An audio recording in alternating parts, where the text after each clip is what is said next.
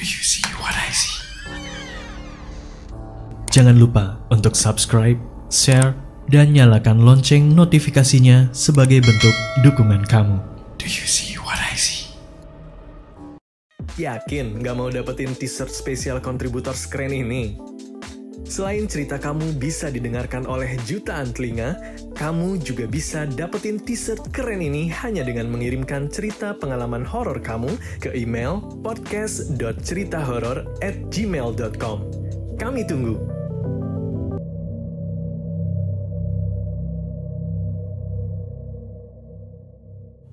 Perkenalkan, nama saya Rudi dari Horny Channel. Di sini saya akan bercerita pengalaman saya pada saat menjadi ojek online di Surabaya. Sebelum itu, bagi kalian yang ingin melihat saya cerita-cerita saya dan YouTube saya, bisa cek di link deskripsi yang ada di bawah atau search di Horny Channel. Ini Horny Channel horor dan misteri. Ini bisa cek di link deskripsi, nanti kamu mampir di sana. Oke.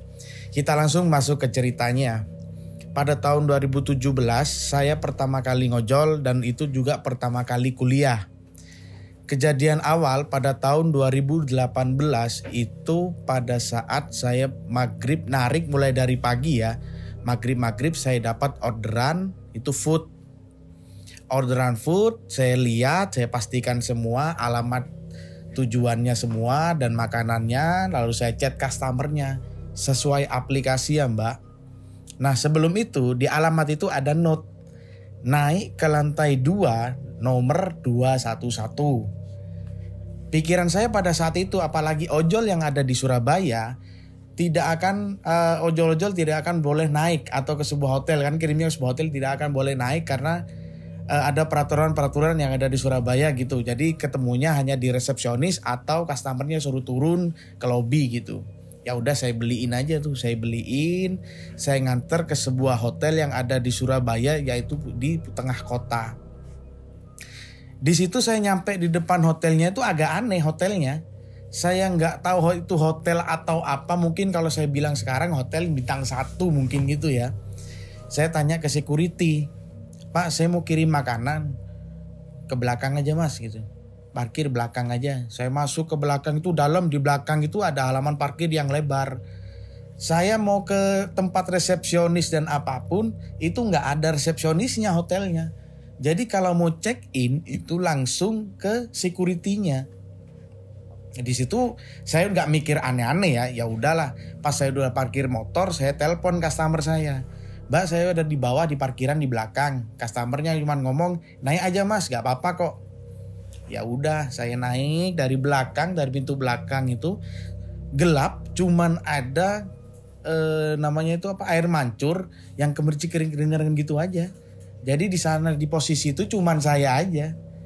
Setelah naik dari sana, saya itu kan jalan gitu ya. Apa tangganya kan lawan arah gitu, naik. Pas saya udah nyampe di lantai 2, di sebelah kanan saya itu ada yang gudang.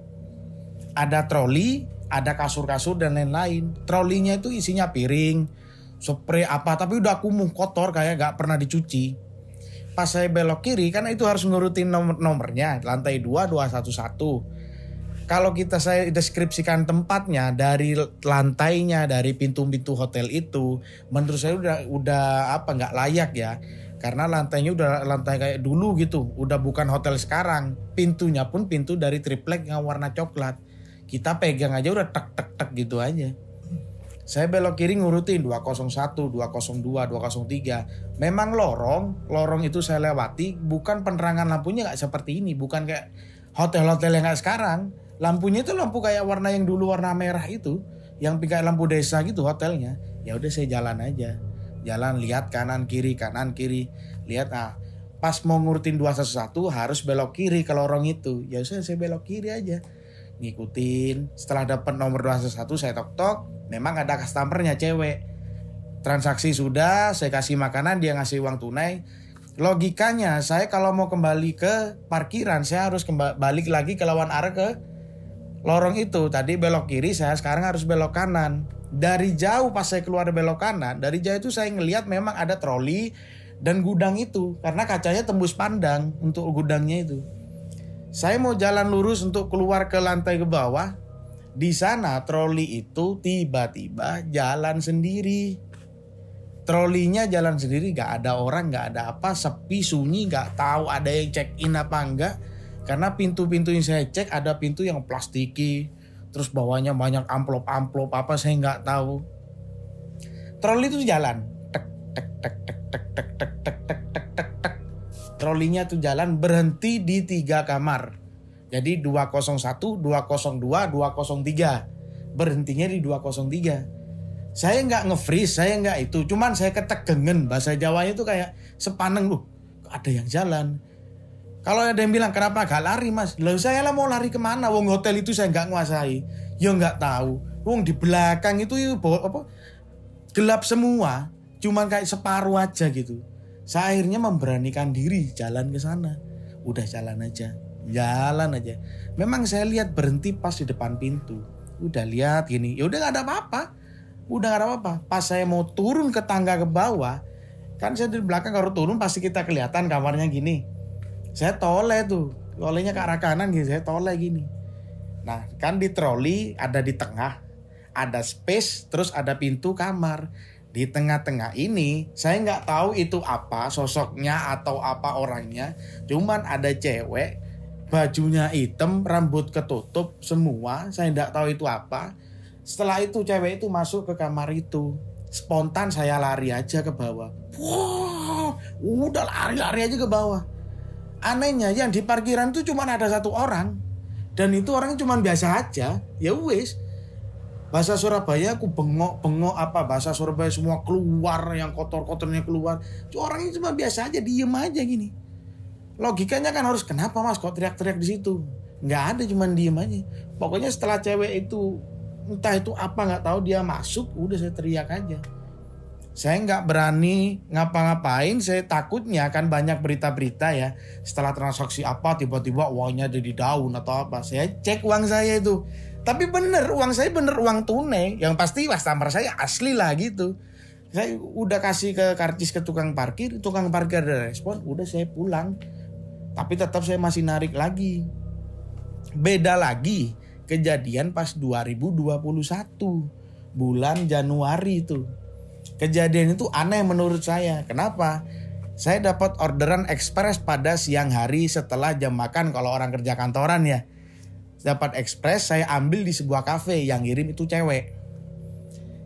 Barangnya yang dikirim itu 2 kresek, 2 kantong buah, isinya buah pir, buah apel, dari atas dilihat ya kelihatan ya. Suruh kirim ke gedung perkantoran yang ada di Surabaya. Cluenya pusat kota. Saya nggak berani nyebutin, bukannya karena apa. Kebanyakan kalau saya sebutin ada yang penelusuran lah, ada yang inilah. Saya menghindari itu, takutnya gitu juga. Saya kirimlah barang itu. Pas nyampe di depan perkantoran, kalau namanya perkantoran di Surabaya kan di depan ada plang. PT ini, PT ini, PT ini, PT ini. Di perkantoran itu nggak ada nama PT-PT. Cuman ada nama banknya aja, kayak bank ATM apa gitu. Memang di depan ada ATM. Terus yang kedua yang buat saya sanksi, pos satpamnya itu security itu nggak ada, kosong. Pagernya ketutup, hanya bisa masuk untuk motor. Kelihatan pintu resepsionisnya dirantai, dikunci. Pintu resepsionis depan utama itu di rantai gitu ya, dikunci. Di rantai gini ada gemboknya. Di situ saya ngubungin si penerima. Anggap aja namanya Pak Yanuar. Saya telepon biasa, saya chat mulai aplikasi saya. Saya WA, nggak diangkat, nggak dibales. WA itu berdering tapi nggak diangkat. Udah jengkel ya, panas-panas biar cepat selesai kerjaan, biar dapat order lagi. Saya telepon pengirimnya yang cewek. Mbak, Pak Yanuar ini gak ngangkat-ngangkat, saya telepon. Saya udah nyampe di depan perkantorannya. Si pengirimnya bilang, ya udah mas, saya bantu telepon aja, ditunggu aja di situ. Ya udah, saya tunggu, gak sampai 10 menit. Pengirim telepon lagi. Mas, ini saya penerimanya Pak Yanuar, gak angkat-ngangkat. Coba masnya ke belakang aja, di situ ada pos security lagi. Ya udah kalau gitu, saya belakang pakai motor. Di belakang itu perkantoran itu besar, tinggi besar. Belakang itu parkiran mobil-mobil kayak mobil petak-petakannya mobil. Cuman anehnya di parkiran itu ada anak orang main bola, orang kampung yang belakangnya gitu. Jadi kalau saya deskripsikan, ini perkantoran, belakangnya kampung apa gitu. Jadi gak ada mobil sama sekali. Kalau pos security yang di belakang itu memang ada security 2. Saya nyamperin lah sebagai ojol. Gak mungkin, saya mikir lagi, gak mungkin saya naik. Apalagi ke perkantoran, pasti titip security. Atau nanti customernya, penerimanya turun. Saya tantang ke security-nya. Pak, mau kirim barang untuk Pak Yanuar di lantai 3. 2 security cuman hadap-hadapan, tatap-tatapan aja gini. Oh, buat Pak Yanuar ya. Naik sendiri aja mas, lantai 3. Nanti samain aja unitnya ya. 301, 302, 303 gitu. Naik aja sendiri. Cengengesan gitu. Saya nggak tahu, cengengesan aja. Ya udah ini. Naik aja lewat pintu belakang mas, nanti tembusnya resepsionis. Dari situ ya udah. Saya mikirnya biar cepat selesai, udah antar pulang gitu. Bukan saya udah dapat orderan lagi gitu. Lewat saya pintu belakang. Lewat pintu belakang memang tembus ke resepsionis yang di lantai itu, pintu utama. Saya tembus ke sana, suara hening. Ibaratnya gini, saya masuk ke sana cuma denger suara saya sendiri. Jadi saya bisa denger itu.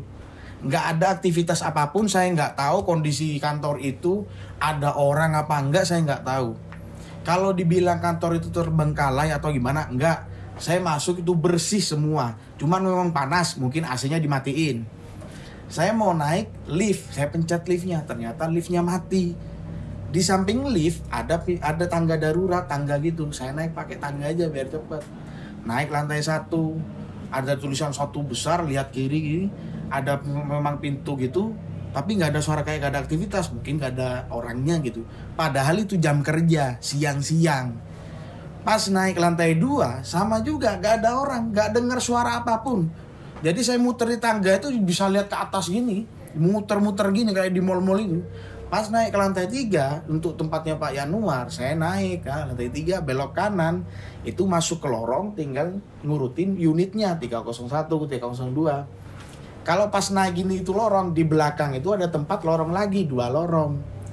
Nah pas saya itu naik di lorong itu, mau belok kanan ya. Cuman pas masuk lorong itu kan ini, lampunya tuh gelap. Cuman saya bisa kelihatan kaca yang tembus sana. Jadi kayak ada buku-buku apa itu kelihatan. Entah kenapa ya saya nggak tahu itu apa pada siang hari. Saya mau masuk, tiba-tiba saya itu dibisiki, entah itu siapa saya nggak tahu, dibilang gini, ojo, yang artinya jangan. Saya tek langsung gitu aja, langsung hati saya kayak tek. Kenapa ya? Mau masuk enggak? Karena kalau saya mau masuk pastinya ini lampu ini pasti hidup, pasti ada orang bunyi ketikan apa suara itu nggak ada apa-apa. Yaudah, akhirnya saya mutusin pada saat itu saya bilang sendiri kayak sini, ya udah saya putusin Pak Yanuarnya penerimanya nggak ada, suruh titipin satpam aja lah gitu. Saya ngomong sendiri gitu dalam hati, ya udah. Pas saya mau balik kan saya pasti kalau turun tangga bisa ngelihat lorong yang di depan. Nah pasti sampai situ saya mau turun bawa 2 kantong buah itu.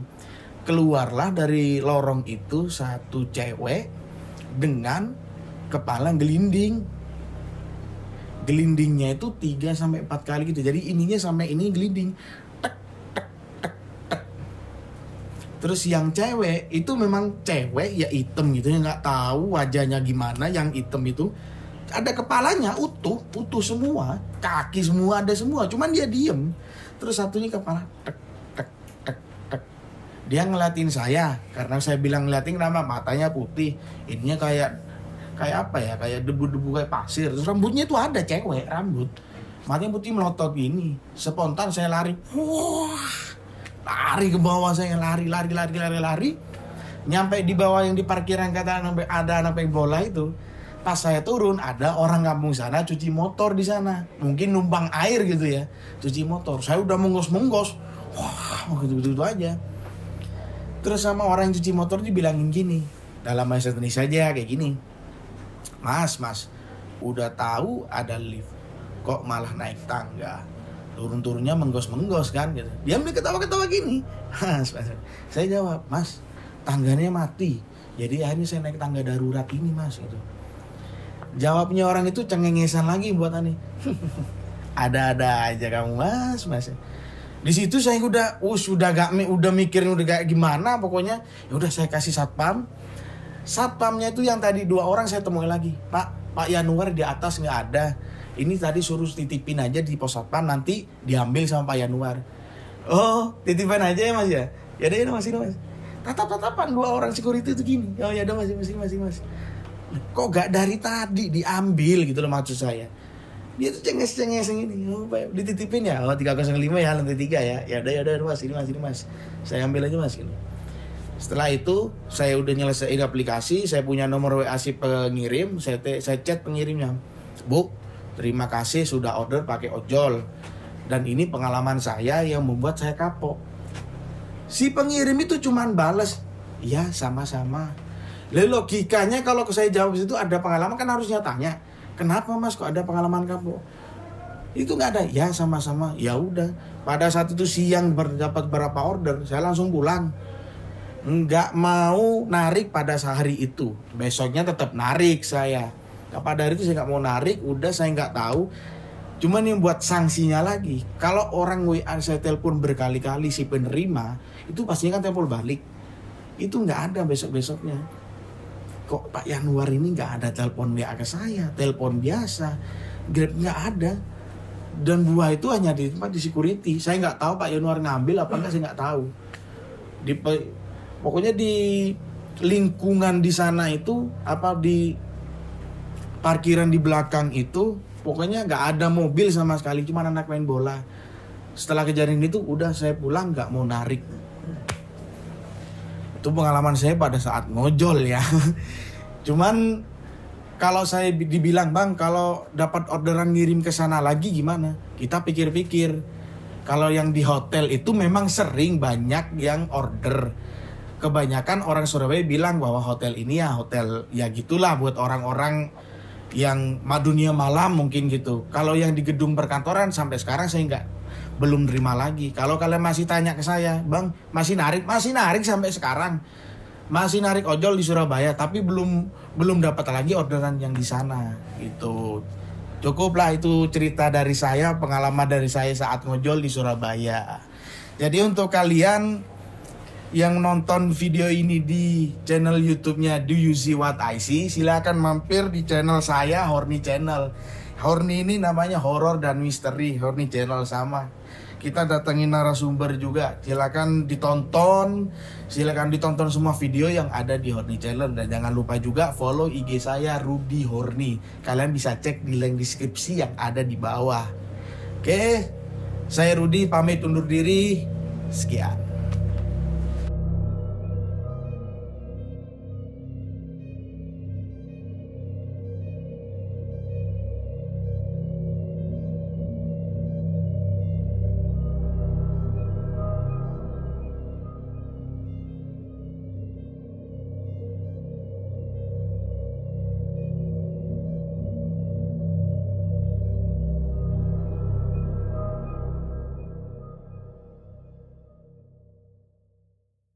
Kirim cerita kamu ke alamat berikut.